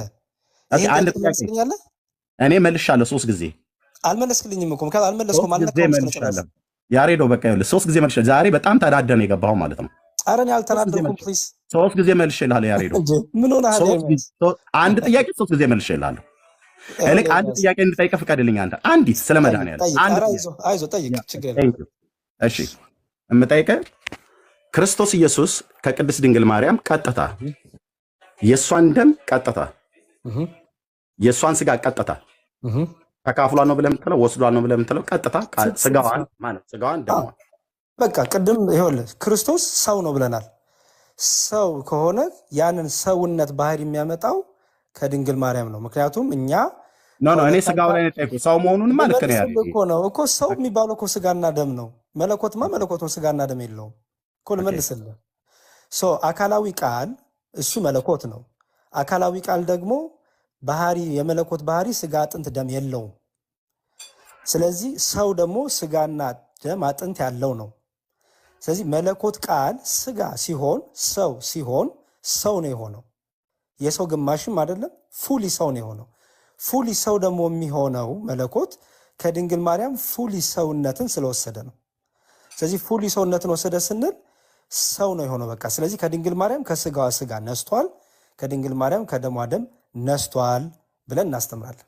ስለዚህ የእሷ ስጋ የእሱ ስጋ የእሱ ስጋ የእሷ ስጋ ነው፣ የእሷ ስጋ የእሱ ስጋ ነው ማለት እንችላለን። ይኸውልህ አሁንም ልድገምልህ ኤርሚ። ኖ ስጋው እየመለስኩልህ እኮ ነው። ቀጥታ ወስዷል ነው ያልከኝ። ገደል ቀጥታ ወስዷል ነው ያልከኝ።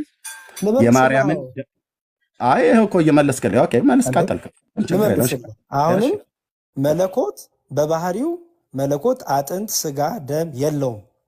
ያ ቃል አካላዊ ቃል አጥንት ስጋ ደም የለውም መለኮት ስለሆነ አካላዊ ቃል ያልነው ለዛ ነው። ስግው ቃል ያልነው ግን ለምንድን ነው? ሙሉ ሰው ስለሆነ ነው። 100% ሰው ነው። ትንሽ ርፍራፊ እንኳን ፐርሰንት በቃ የቀረው የለም። ሰው ነው፣ ሙሉ ሰው ነው ከኃጢአት በስተቀር። ስለዚህ ከኃጢአት በስተቀር ሰው ነው፣ እንደኛ ሆነ ነው የሚለው። እኛ ነው እኛ መሰለ ነው። ስለዚህ ሰው ሲሆን ከድንግል ማርያም የሰውን ባህሪ የሰውን አካል ወስዷል ነስቷል ብለን እናምናለን። ልክ ነው። ስለዚህ አሁን ከቅድስት ድንግል ማርያም እኔ ጠየቅኩ የነበረው የእሷ ደም አለ አይደል? በዛ ሰዓት ላይ ጌታን ጸንሳ በነበረችበት ሰዓት ወይ ከመጸነሷ በፊት የራሷ ከኢያቄምና ከሐና በኦርቶዶክስ አስተምህሮት መሰረት እናቷ እነሱ ናቸው ተብሎ ስለሚባል ከእናቷና ከአባቷ ስትወለድ እሷ የያዘችው ስጋ አለ አይደል? እሷ ከእናት ከአባቷ የወሰደችው ነው። የእሷ ጋር እና አባቷ አለ። ያ ስጋ እሷ የያዘችው ስጋ አለ፣ እሷ የያዘችው ደም አለ አይደል? ስለዚህ የማርያም ደም የሐና ደም ነው፣ የማርያም ስጋ የኢያቄም ስጋ ነው ማለት እንችላለን። ሊትራሊ ቀጥታ እያወራን ያለ ነው ስለ ክርስቶስና ስለ ድንግል ማርያም ነው አይደል? ልመጣ ነው ወደ እሷ እናት ወደ ኋላ ደግሞ ሄድ እንድንል ፈልገን ነው።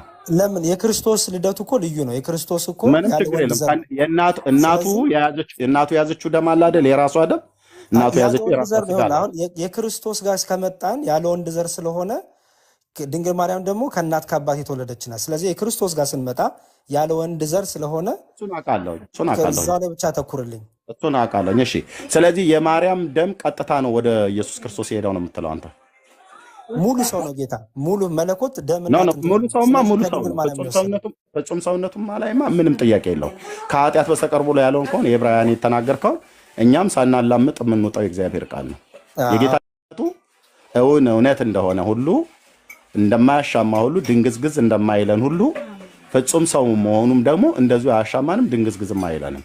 ያልኩህ እኔ የማርያም ደም ቀጥታ እንግዲህ ተካፍሏል ብለህ ካልከኝ አንተ የእሷን ደም እሱ ወስዶታል፣ የእሷን ስጋ እሱ ወስዶታል ብለህ ካልክ የጌታችን የኢየሱስ ክርስቶስ ደም የማርያም ደም ነው ወይ ደግሞ አሁን በኦርቶዶክስ ተዋሕዶ ቤተክርስቲያን እኛም በጌታ እራት የምንወስደው የጌታ ስጋና ደም ተብሎ የተባለው ያ በኦርቶዶክስ ተዋሕዶ ቤተክርስቲያን ዲያቆን እንደመሆን መጠን የምናዘጋጀው የነበረው በቤተልሔም ያ ስጋ የማርያም ስጋ ነው ተብሎ ይባላል። ስለ ቁርባን ስናወራ ምን ማለት ነው? የማርያም ስጋ ነው ማለት ይቻላል። ያ የክርስቶስ ስጋ ነው የተባለው እሱ ሌላ ርዕስ ነው። የማርያም ስጋ ነው ማለት ይቻላል። አይ ሌላ ርዕስ ነው። እሱን ርዕስ አሁን አናነሳውም። ድንግል ማርያም እንተው። ቀራንዮ ላይ የተቆረሰው የኢየሱስ ክርስቶስ ስጋ ነው ወይስ የማርያም ስጋ ነው?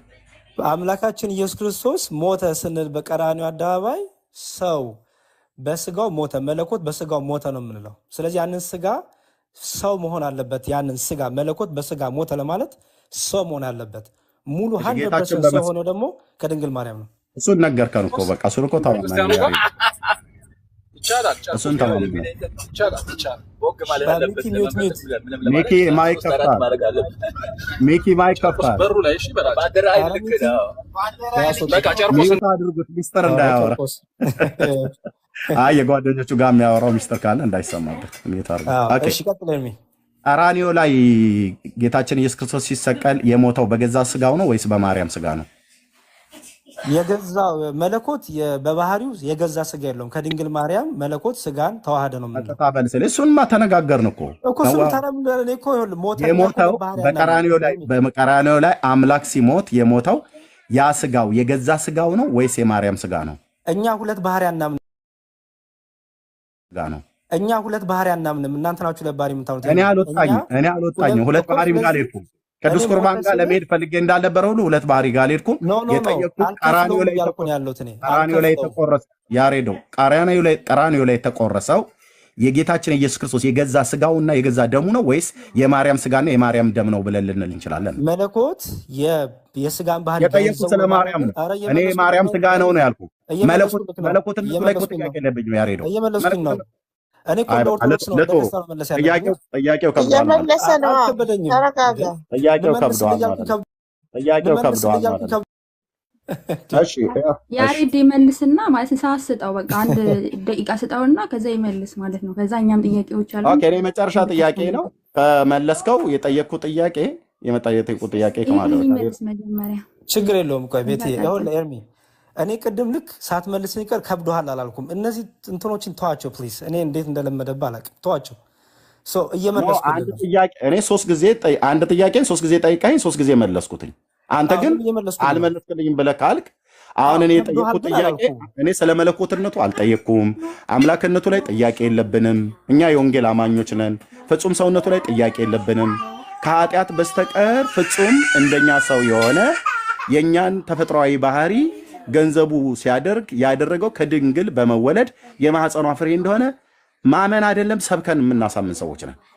ይሄ ላይ ጥያቄ የለኝም ያሬዶ። ጥያቄ ቀራንዮ በመስቀል ላይ ሲሞት ጌታችን ኢየሱስ ክርስቶስ የገዛ ደሙን ያፈሰሰው የገዛ ስጋውን ነው የቆረሰው ወይስ የማርያም ደም ነው የፈሰሰው ወይስ የማርያም ስጋ የተቆረሰው ብለን እንላለን እሱ ላይ። በጣም ጥሩ።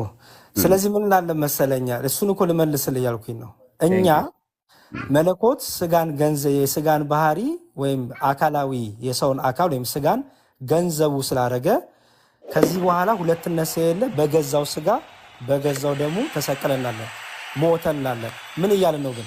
ከድንግል ማርያም ከስጋዋ ስጋ ከደሟ ደም ከነሳ በኋላ መለኮት ስጋን ገንዘቡ አድርጓልና የራሱ ተብሎ ይነገርለታል። ስለዚህ በገዛው ስጋ በገዛው ደሙ ስንል የመለኮት የስጋን ባህሪ ገንዘቡ ማድረጉን እየጠቆምን በገዛው ስጋ በገዛው ደሙ እንላለን ማለት ነው።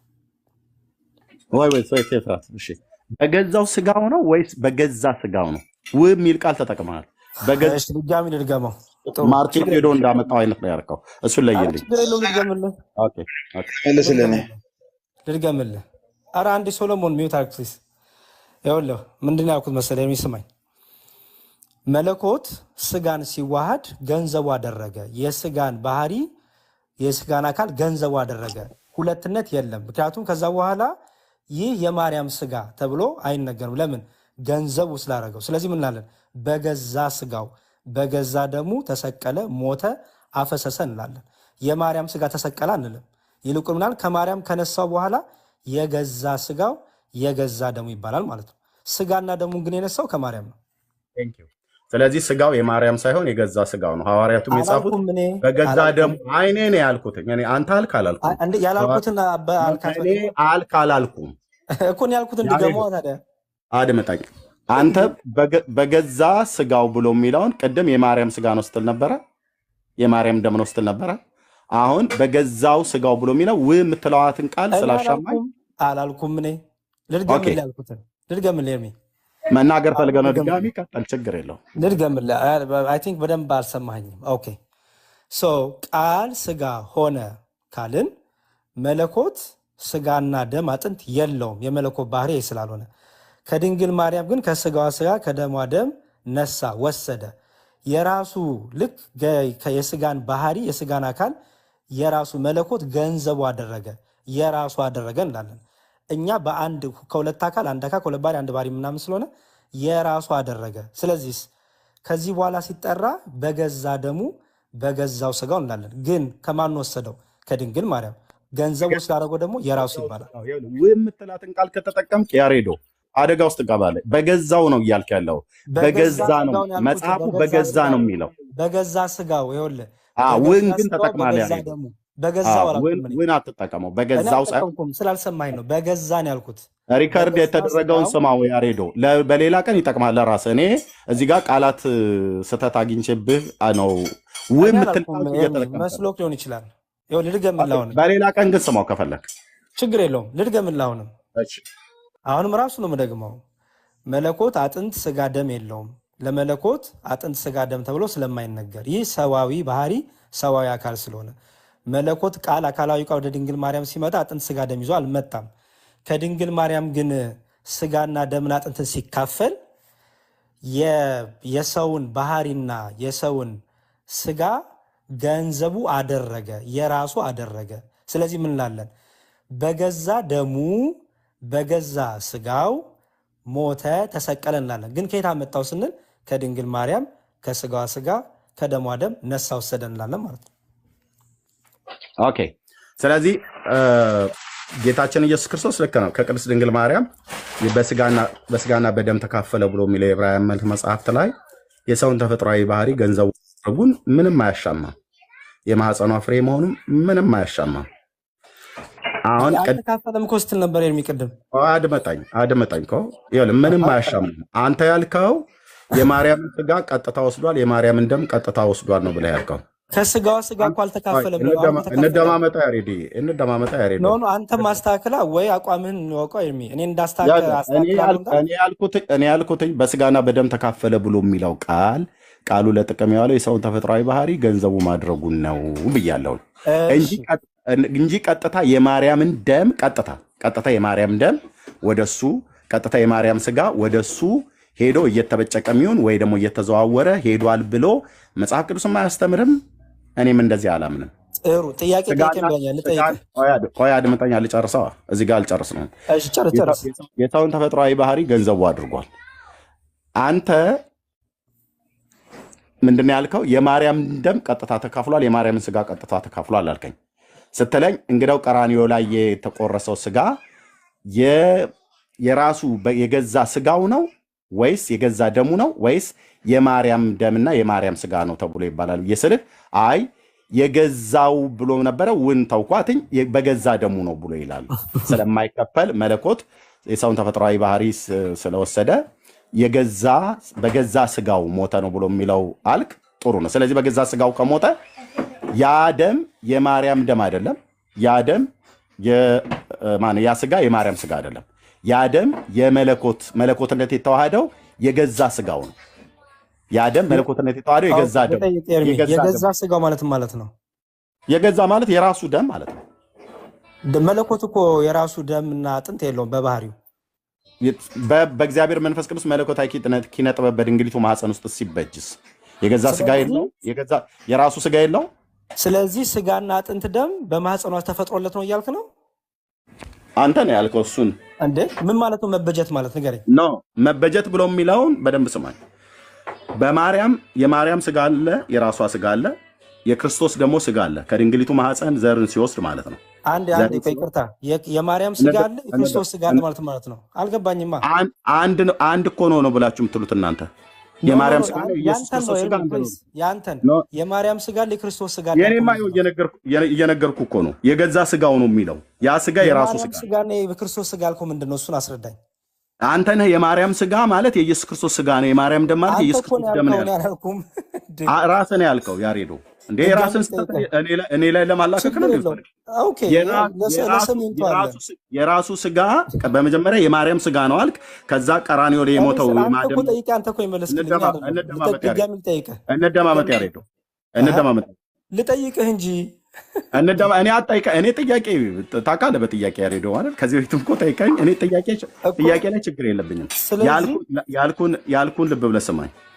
ቀራኒዮ መስቀል ላይ የተቆረሰው የተቆረሰው ስጋ የማን ነው ብዬ ስልህ የኔን ሳይሆን ያንተን መልስልኝ። ኖ ያልከውን ልንገርህና ስህተትህ የቱ ጋር እንደሆነ ላሳይ። ያንተ ብቻ ሳይሆን የኢትዮጵያ ኦርቶዶክስ ተዋሕዶ ቤተክርስቲያን ስህተቷን ሁሉ ጭምር ማሳየት ስለምፈልግ ማለት ነው።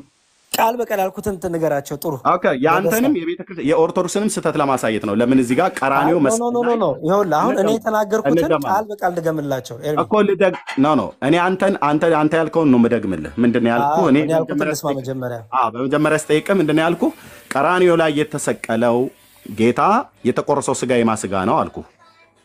የራሱ የገዛው ብለሃል። ከኔ በቅንነት ላርምልህ ብዬ ነው የገዛው ብለህ ስትል የሆነ ከገበያ ቦታ ሪከርድ የተደረገው ነው ያሬዶ።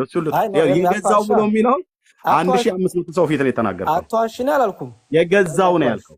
የገዛው ነው አላልኩም። እኔ የገዛ ብሎ የሚለውን አርሜ ልቀበልልህ እኮ አልኩህ። አይ አላልኩም። ዋሽተህ ተቀበለኝ እንጂ አላልኩም።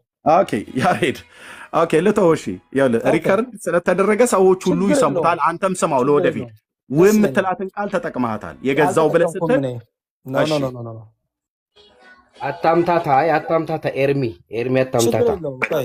አይ እነዚህን ጎረምሶች አስታክስልኝ ካልሆነ ጥዬልህ እወጣለሁ። እኔ ችግር የለብኝም። እኔ ከጎረምሶቹ ጋር ትንጫጫለህ ማለት ነው። ጎረምሳ ማትበላቸው ወንድሞቼን መምህራኖች አይ እንደገቡ ስርዓት አለ አይደል? አሁን ከአንተ ጋር ለማውራት ሌሎቹ ሚውት አድርገው እንደተቀመጡ እንደገቡ ማይከፉ ማውራት የለበትም። ጎረምሳ አይባልም። አይ ጎረምሶች ናቸው አብዛኞቹ ጎረምሶች ስለሆነ ስድቡ ይቅር ፕሊዝ። ኤርሚያስ ጎረምሳ ማለት ስድብ ነው እንዴ? ያሬድ ጎረምሳ ነው እኮ ትባላለህ። አሁን አንተ ስላላገባ ጎረምሳ ነው። አሁን እዚህ ጋር የምታያቸው መምህራን ናቸው። ስለዚህ ያሬድ አሁን አንተ ቤተክርስቲያኒቱ ዲያቆን ነህ አይደለ?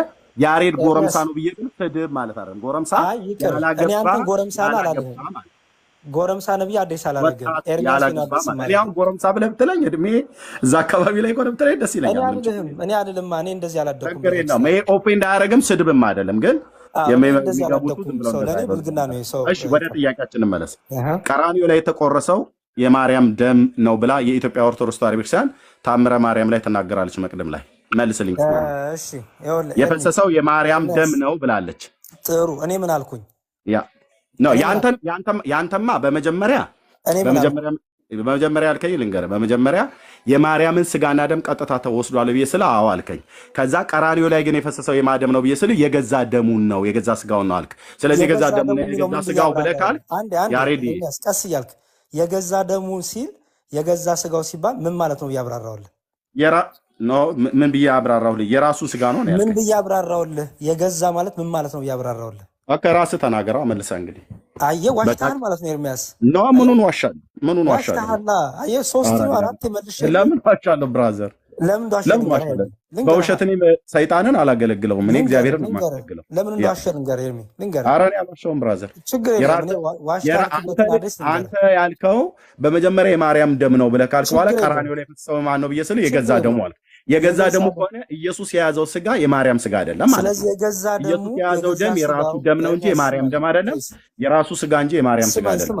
የገዛ ስጋውና የገዛ ደሙ የሚለው ምን ብዬ አብራራው? ራስህ መልሰው። በቃ ይኸው ዋሽታል ብለህ ስላልከኝ ራስህ መልሰህ። እኔ ግን አልዋሽም። ሰማኸኝም ነበር ቅድም 4 ስመልስ። ችግር የለውም ራስህ አውራው። አሁን ያሬድ ራስህ አውራው። ቆይ አንድ ኤርሚ ሰምተኸኛል? ቅድም አልሰማኝም። ካልሰማኝ ልድገም። ራስህ አውራው። በቃ ያሬዶ ነገርኩህ እኮ። ሰምተኸኝ ነው ካልሰማኝ ነው የምታስደግመኝ እንዴ? እዚህ እኮ ነው ያለሁት። እየሰማሁ አወራሁ። ሳወራ ተሳስተሃል፣ ዋሽተሃል አልከኝ። የግድ ኤርሚያስን ስህተት ለማስነካት ፈልገህ ከሆነ እሺ ብዬ ልልህ እችላለሁ። ግን ያሬድ ደግመህ ቀጥል። እኔ ግን የጠየኩህን ጥያቄ ትመልስልኛለህ።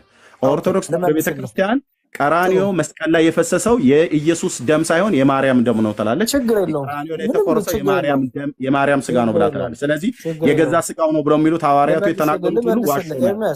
ልመልስልህ እንደማትሰማኝ እያወቅኩኝ ቢሆን ልመልስልህ። ውሸታም ያልኩበትን ምክንያት ልንገርህ መጀመሪያ፣ ምክንያቱም ስድብ እንዳይመስል። ውሸታም ያልኩበት ምክንያት ለምንድን ነው? አንደኛ የገዛ የሚለውን ነገር ደጋግሜ 3 4 መልሼልህ ነበረ።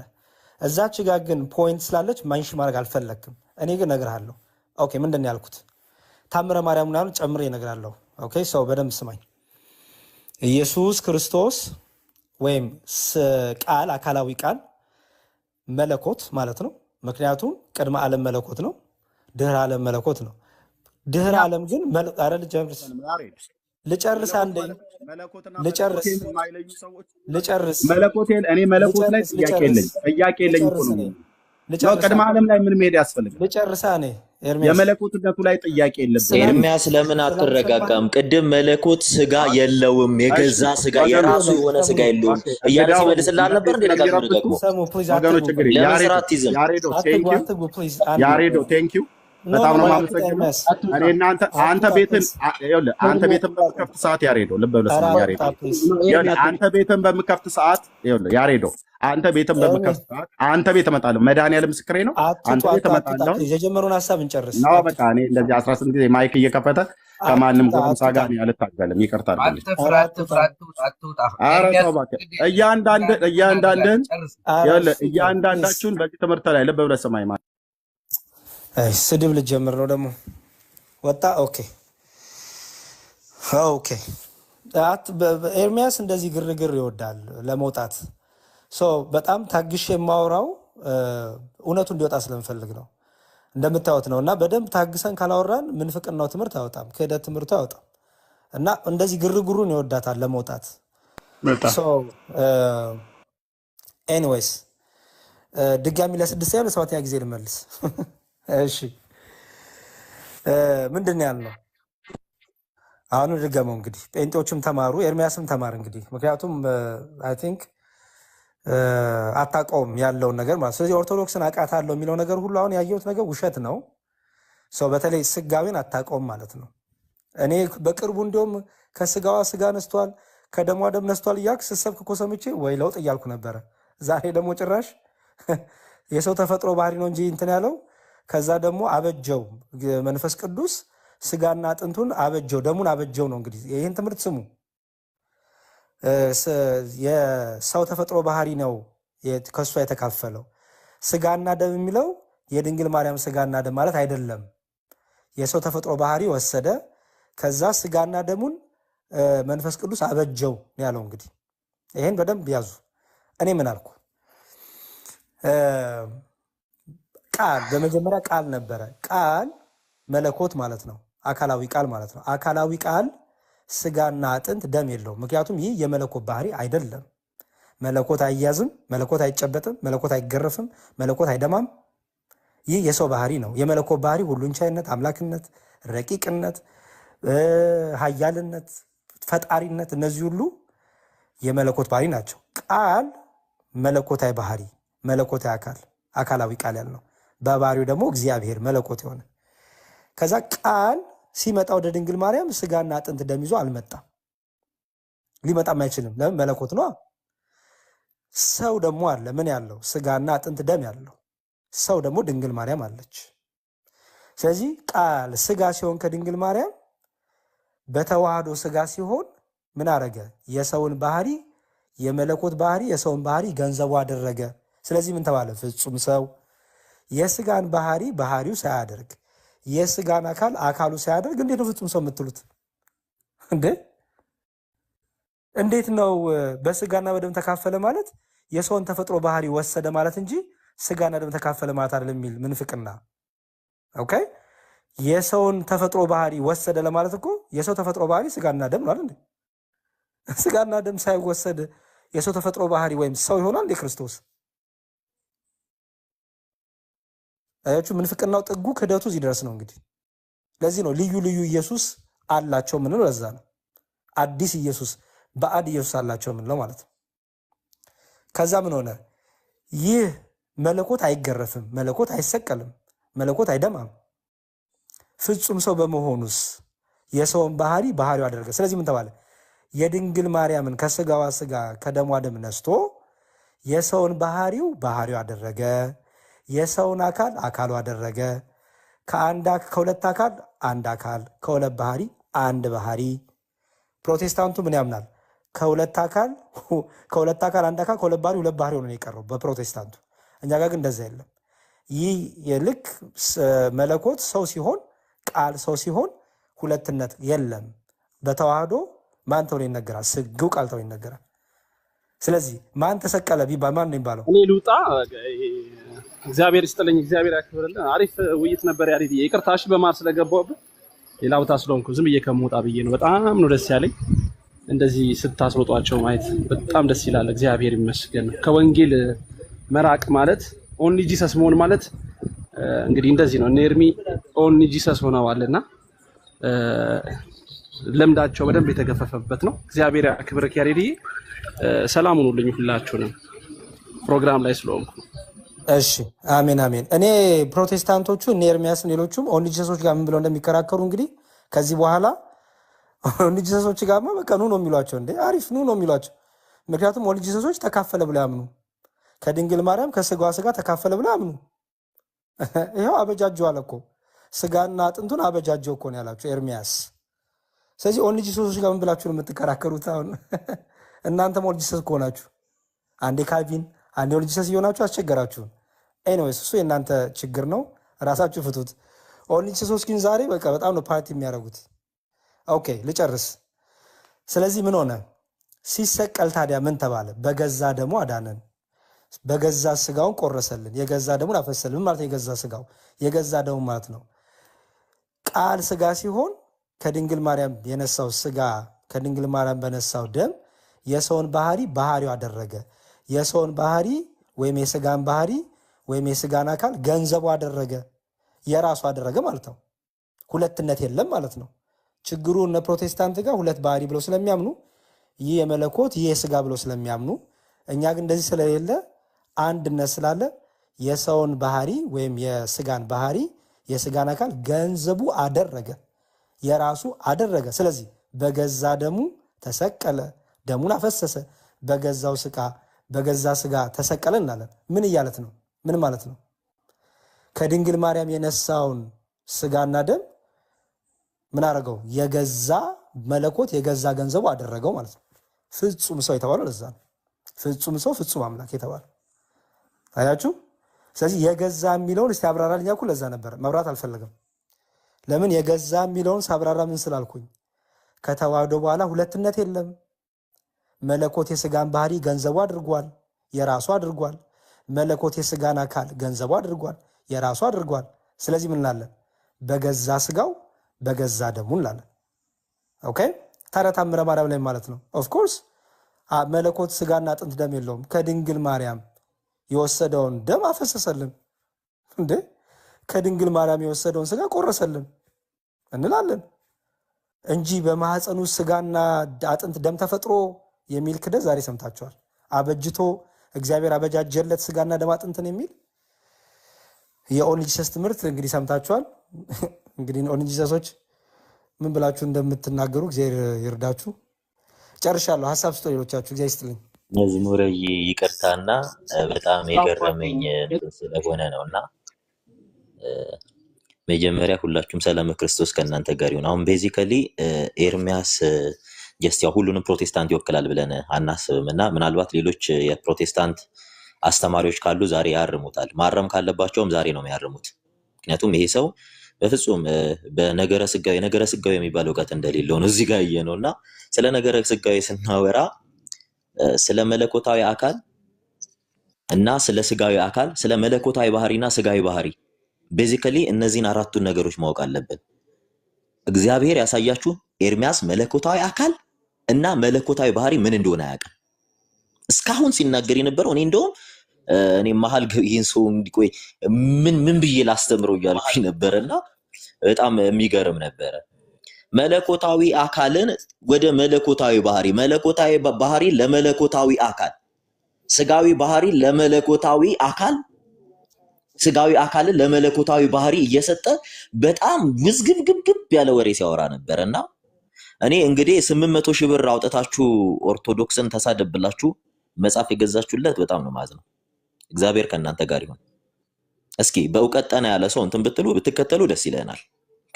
ስቲል ክርስቶስን አያውቅም። ክርስቶስን አይደለም መለኮት የሚባለው ምን እንደሆነ አያውቅም ማለት ነው። በዚህ እኔ በጣም ገርሞኝ ነበር።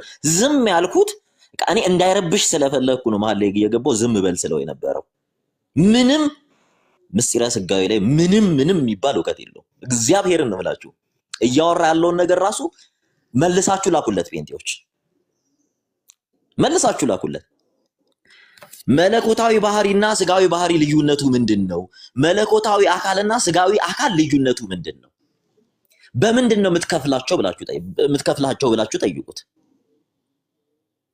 እርግጠኛ ነኝ የፕሮቴስታንት አዋቂ ካሉ የሚሰማ ከሆነ ያረሙታል ዛሬ። እርግጠኛ ነኝ ይህ ሰው በፍጹም መጽሐፍ ቅዱስን አያውቅም። ስቲል ክርስቶስን አያውቀውም ማለት ነው። ስቲል እና በጣም ነው የሚያሳፍረው። መዝሙር እግዚአብሔር አምላክ ቃል ይወጣን ያሰማልን። በእውነት በጣም በሚገርም መልኩ ያው ቢገባው ጀስት ነገረ ስጋዊም ቢያውቅ ስለ ስግው ቃል ይሄ ሰው ዕውቀት ቢኖረው ኖሮ ጀስት በዚህ ልክ አይከራከርም ነበር። ነገረ ማርያምን ሐሳብ ፖይንት አድርጎ ሲያወራ እንዴ እያወራለው እኮ ስለ ክርስቶስ አካል ነው። ስለ መለኮት ፍጹም ሰው ፍጹም አምላክ ስለሆነው ነው። ስጋው ሲቆረስ የማን ስጋ ነው ተብሎ ሲጠየቅ ስጋው የማን ነው? የሰው ልጅ ስጋ አይደል እንዴ የቆረሰው? ይሄ ስጋ ግን ዝም ብሎ የሰው ልጅ ስጋ አይደለም፣ መለኮት የተዋሃደው ስጋ። ምክንያቱም መለኮት ስጋ የለውምና ስለ መለኮታዊ አካል ለምናወራ ይሄን ስናወራ የዘላለም ሕይወትን መስጠት የስጋ ባህሪ ነው አይደለም፣ የመለኮት ባህሪ ነው። ነገር ግን ይሄ ለመለኮት ይሄ ለስጋ ነው አንልም። መለኮት የተዋሃደው ስጋ ለሰው ልጅ ኢተርናል ላይፍን ሰጠ፣ ዘላለማዊ ሕይወትን አገኘን እንላለን። ይሄን በልተን ጠጥተን እንግዲህ ይሄ ሰው እባካችሁ ይሄ ሰው በፕሮቴስታንትም የሥነ መለኮት ትምህርት ቤት ገብቶ አልተማረም፣ መጽሐፍ ቅዱስን አያውቅም። ይሄው ከዚህ የበለጠ ዕውቀት ያለው ፕሮቴስታንት ይሄን ሰው ከዛሬ በኋላ ብሎክ ነው የሚያደርገው። እንደውም ለካስ ይሄ ሰው ዝም ብሎ የሚጮኸው ምንም በማያውቀው ነገር ነው ይላል። በእናታችሁ ሂዱና እዚህ ስትሳደቡ የነበራችሁ በደንብ ጠይቁት እስኪ። ታውቃለህ ወይ ለይተህ ስለ ባህሪ ስንናገር ምን ማለታችን ነው? ስለ መለኮታዊ ባህሪ ስንናገር፣ ስለ ስጋዊ ባህሪ ስንናገር። ምክንያቱም የመለኮትን ባህሪ በገለጠልን ልክ እንጂ የምናውቀው የመለኮትን ባህሪ የሚያውቅ የለም። አይደለም የመለኮትን ባህሪ የሰው ልጅ ባህሪ የሚያውቅ የለም። የሰው ልጅ ባህሪ በተገለጠ ልክ ነው የሚታወቀው። እና ይሄ ጠለቅ ያለ እውቀት ይሄ ሰው አይመጥነውም አይ ቲንክ። ምክንያቱም ደረጃውም አይደለም። ያው የሚያወራው ኦልሞስት የ6 እና የ5 ዓመት ህፃናት የሚያወሩትን ወሬ ነው እያወራ የነበረው እና በጣም ያሳፍራል በእውነት። እኔ ኤርሚያስ ልታፍር ይገባሃል የእውነት ወጥተህ እኔ ስለ ሚስጥረ ስጋዌ እኛ አንድን አትበል አይባል፣ ነውር ነው። አታውቅም፣ ተማር። በጣም እየታዘብኩ ነበር። በጣም ምንም እውቀት ሳይኖር እንዴት በድፍረት ትመጣለህ ልውያይ ብለህ መለኮታዊ ባህሪን አምጥተህ ለስጋዊ ለመለኮታዊ አካል እየሰጠ መለኮታዊ አካልን አምጥተህ ለስጋዊ ባህሪ እየሰጠ እንዴት አድርገህ ነው? አሁን እኔ መዝሙረ በጣም ትዕግስት ገርሞኝ ነው የእውነት በጣም ትዕግስቱ እና በተቻላችሁ መጠን እስኪ ለማወቅ ሞክሩ።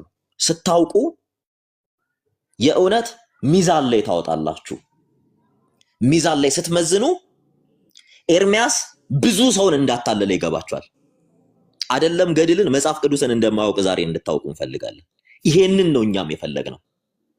እንዳይወጣ ነበር አብሮ ሲጫጫ እንዲሰማል አለማውቁ እንዲታወቅበት ስላልፈለገ እኩል ከመዝሙረ ሲያወራ ጠይቆ እኩል ያወራ ነበር። አረ ዝም በል ዝም አይልም። ጠይቅ ይጠይቃል። ልክ ሲመለስለት መሃል ገብቶ ይረብሻል። አውራ የሚያወራው ነገር የለም። የሚያወራውም ነገር ፍጹም ሮንግ የሆነ ነገር ነው። ከዛም ብትብት ያደርጋል።